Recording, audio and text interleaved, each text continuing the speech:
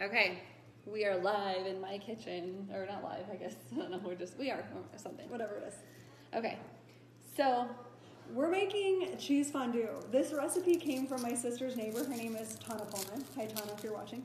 I'm not sure where it originally came from. It's I think it's a pretty standard cheese fondue recipe. I think you can change out the cheeses. Yeah, you can. This is just we're not adventurous like that, how so we've made it for years. And before I moved to Utah, my sister, and Darcy can vouch for this too, my sister and Parker, she has this amazing neighborhood, and we used to go over there because there were just kids everywhere for Halloween, and my neighborhood wasn't as much like that. So we'd go over and she'd have this beautiful spread, and she would do this cheese fondue, and it just kind of became a tradition to do this. And so when I moved to Utah, I just wanted to keep that going. And the torch got passed. Yeah, and keep in mind, I don't do anything original. Don't give me that credit ever. I stand on the shoulders. We're never writing the cookbook or anything. I stand on the shoulders of amazing women and other people who I've just seen things that I want to be and taken them in. So I really like my Halloween spread and the tradition that I've created. It's really started by my sister Heidi because I love showing up and there was spooky stuff everywhere, and we'd have this Cammy's become like my Heidi. I'm like, what are you gonna do for Halloween? And you're gonna host us, right? And yeah, which I love. And we get so many trick-or-treaters, it's unbelievable. It looks like a movie or something. There's actually people that get dropped off in buses. If you're wondering what I'm doing, I am peeling garlic. Yeah. So this is what you need for the recipe. We use, where did that Gouda go?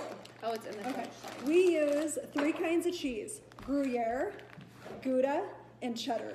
And you do equal parts for all of them. So I'll give you, we're going to share the recipe, amount, but yeah. I'd probably say a cup and a half of each cheese. Yeah, you play with it, depending on how many people you've got that you're going to be feeding. And I tend to transfer mine to a fondue pot or a little crock pot to keep it warm once we've cooked it, so I can move it over onto the island, in the spread of stuff. But Gouda, Gruyere, and cheddar. I'm sure it'd be great with Swiss. I'm sure it would be great with the Emmental cheese. There's lots of different kinds you could do. I'm just sticking with these are the 3 we've always done. And what you do is you shred equal parts of the 3 different cheeses, and then put it in a Ziploc bag, and then I add... She's already done 2 of the parts, and so What does it say for flour? For flour, it says that we add, 1/4 a cup, plus or minus. And you might just have to see, you just kind of eyeball test cover. I put a few, spoonfuls of flour in here, and then I just kind of shook it, because you want to coat the cheese so that I would even it thickens do a little the sauce. bit more flour. Yeah. Yeah, that's probably a good idea, because you almost want to see a white coating dusted on all the cheese so that it's going to thicken. Oh my gosh, guys, this is real life. I just dropped the cheese on the floor. The good news is Darcy's the cleanest floor. Oh, I don't know. I got that dog now. Okay, I just have to throw this in. This is my favorite cheese grater thing. It came from IKEA, and I actually found it on Amazon and linked it under the kitchen favorites. But then it collects in this little bowl, and it even comes with a little storage top that you can put the top on. Yeah, I love that. Yeah, bud.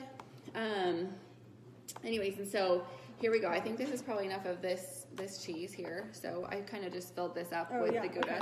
So we'll add that. She'll add that to here. So I guess we can pick up the. Okay, go ahead. Right over there. Okay. Okay, so let's talk a little bit this recipe. Also, the next step we're gonna do. So we cut green onions. It calls for 2 green onions. So we already chopped those before. And it calls for cooking wine, and Cammie ran out of cooking wine, and so I got this from my brother, and he told me don't ever cook with something you wouldn't be willing to drink. So anyways, today we're going to do white wine.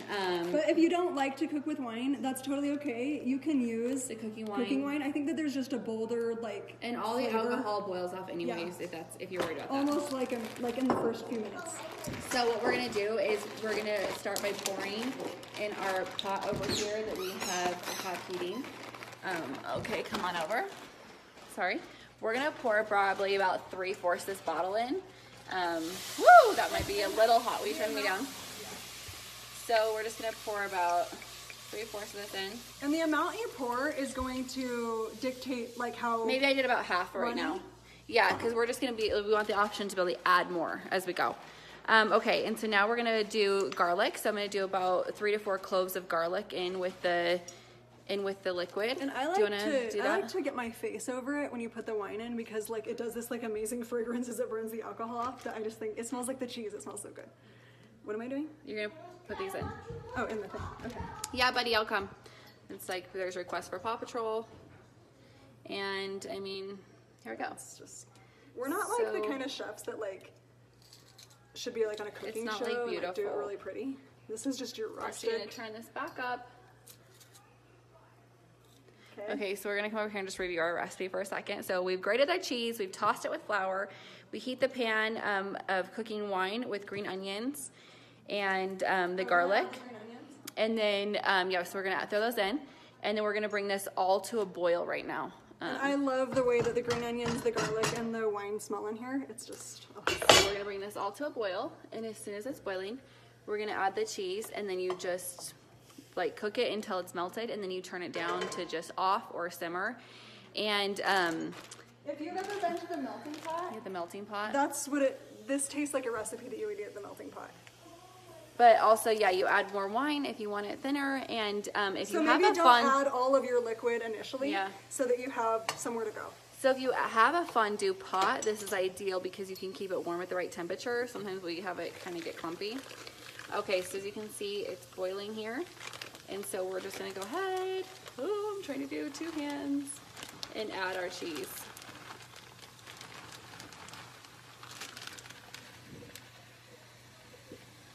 And now she's just gonna cook this until You'll it's see it just melted. kinda cook So I down. can tell this is already gonna be a little bit thick because of how it is. And Yeah, so, which could mean that we added We either put too much more flour. or so anyways, I'm just adding a little bit of the cooking wine. So anyways, so that is what you're gonna do over there. And then to serve it, we like to cut up bread and we put it in the little skull for Halloween because this is our Halloween tradition and New Year's Eve tradition. I was thinking on the way over here, you also could dip chicken, steak. Yeah, we there's just so always, many things you could dip do in it. cauliflower, Different like we veggies. just choose to do bread and then we're gonna cut up these green apples and we then tend to just do the bread and the green apples. yeah, just the way we're taught. And then we're gonna put it on here. We're gonna put all of our toppings on here and we're gonna serve it here. So anyways, this is a really fun thing and it makes And you it's easy, but it seems like you're fancy. it makes you look like you're a fancy chef. Can we show down here? Well, I was just realizing my dog wasn't in his bed and I'm hoping he's not peeing all over the house. Or worse. No, don't even. Okay, so you can see like this is ready to We're go. almost out of time. And you could really just leave this low down and just continue to turn it on and have people come over to the stove. That's fun too. Like I've done that years and people are just kind of huddled over here and I love that. I'm pretty Or much you excited could- that we're gonna get to eat this right now and it's not Halloween and it's Yeah. like we don't do this. Like Yeah. are you guys laughing? This is like our attempted tripod and then another attempted tripod and then another attempted tripod and And then we basically got Lars in the back watching the show. and hopefully watching the dog. Okay, Is the dog over there? Okay. So let's see if there's a better way let's see. to look at it over here. Oh, yeah. See, it's so yummy and like that wine just gives it such like a deep, bold flavor. It's amazing. So anyways, we're gonna take a picture of how we end up presenting it and we will post the recipe also.